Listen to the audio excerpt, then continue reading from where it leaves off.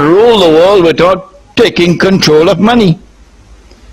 In order to take control of money, the first thing that you do is to replace real money with paper money. The second thing that you do is you de-link paper from gold. And when paper no longer has any link with gold, you now start attacking the paper so it goes down and down and down and down. When the paper money goes down and down, there's number one, a massive transfer of wealth from the masses to that blood-sucking predatory elite. The second thing that happens is that wages lose value because prices are going up. As wages lose value, people are now imprisoned in something called slave wages. Slave wages. Slave wages. And when a man is imprisoned in slave wages, you have in fact enslaved him. When you enslave a people, you can now control them. You can now rule them. I hope someone can teach this lesson to Yasser Arafat. Around the world today, because of this kind of riba involving money, which is not real money, it's paper money, around the world today, not only does wealth no longer circulate through the economy, it's worse than that. Not only are the rich now permanently rich, it's worse than that. Not only are the poor now permanently poor, it's worse than that. The rich have now grown filthy rich, and the poor have now been reduced to miserable destitution, groveling destitution, by people who go to church on Sunday morning and pretend that they're worshipping a white man who is a god of theirs. They're not even worshipping the white man who's a god. And then the others who say, no, he's not a white man, he's a black man. And then the others say, no, it's discriminating to say God is a man. God should be both a man and a woman. That's the debate in the United States now. God is both a man and a woman. And probably tomorrow you're going to hear God is only a woman. Huh? Do you know what is the state of Indonesia today while we eating halwa? Do you know what happened 3 years ago in Indonesia to the Indonesian rupiah? The IMF had just issued a clean bill of health to Indonesia. An economy which is strong, healthy. Indonesia is a major oil producing country. Indonesia has land which is very fertile. Indonesia has a big population, energetic population. Indonesia has an abundance of mineral resources. There's no reason why Indonesia should be poor.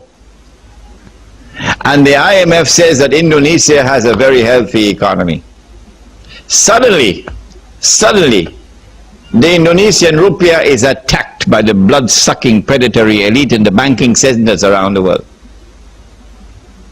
And the Indonesian rupiah falls.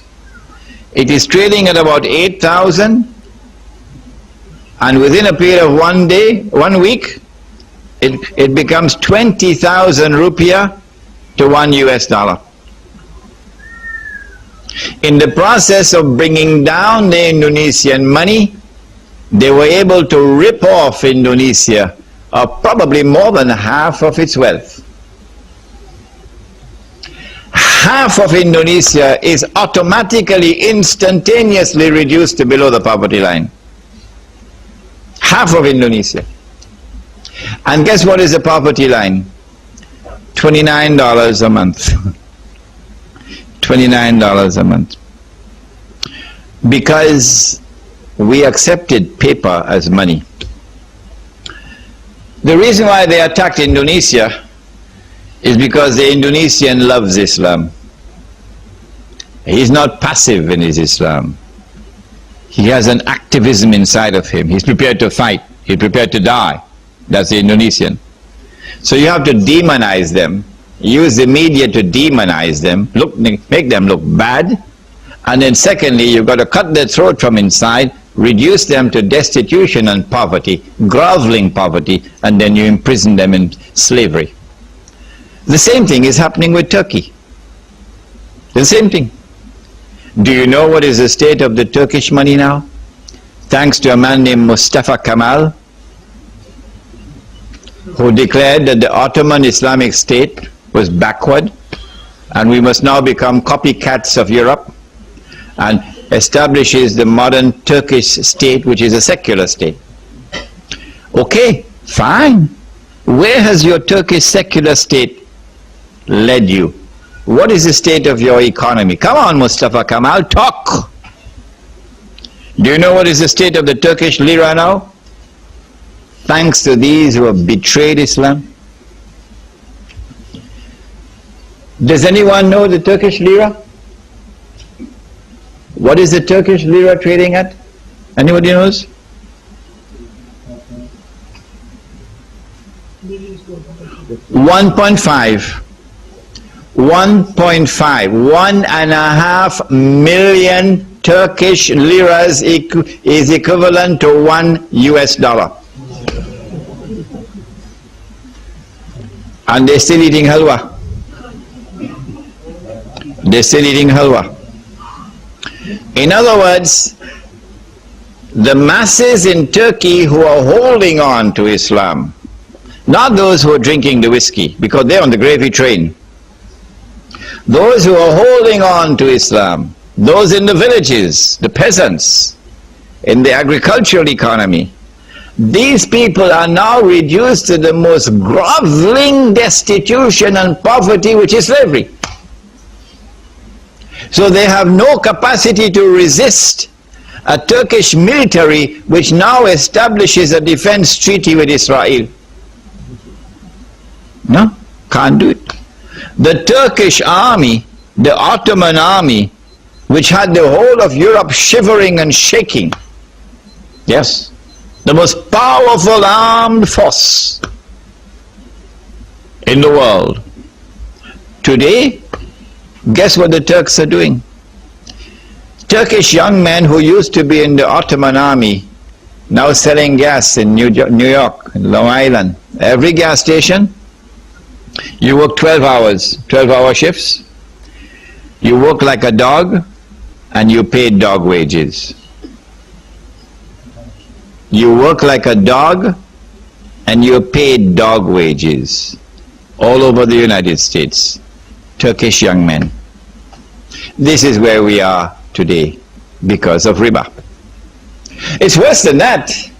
My daughter, yes, and my sister, yes, and my mother, yes, and your daughter and your sister and your mother is also now on sale for $1. For $1, you can buy her. She's on sale. She has nothing else to do to get roti, to get bread, but to sell her body. And when her body is being ripped apart by those who now attack her like savages to fulfill their lust for $1, and when the tears come down her eyes, what will Allah do to those who are still eating halwa? This is riba today. We have introduced you to the riba, which is the lending of money on interest. We've introduced you to the riba, which is the rip-off. We have said in previous lectures that you could buy a chicken now with the salary that you used to buy a camel. But there's a tomorrow which is coming when you can't even buy a chicken. You can only use it as wallpaper. Wallpaper. In other words, we are anticipating the total collapse of this international monetary system. This fraudulent international monetary system, which was put in place to rip us off, and which has now ripped us off. And so now this collapses. September the 11th could have provoked the collapse of the US dollar and the US economy. It could have done it if the aircraft which was supposed to kill the President of the United States had not crashed in Pennsylvania. They attacked America because their objective is to become the ruling state in the world. They attack America and they put the blame on us. But guess what? Guess what? There will be another day in another court before another judge. And on that day, CNN won't be able to bray like a jackass anymore. Their excellencies and their majesties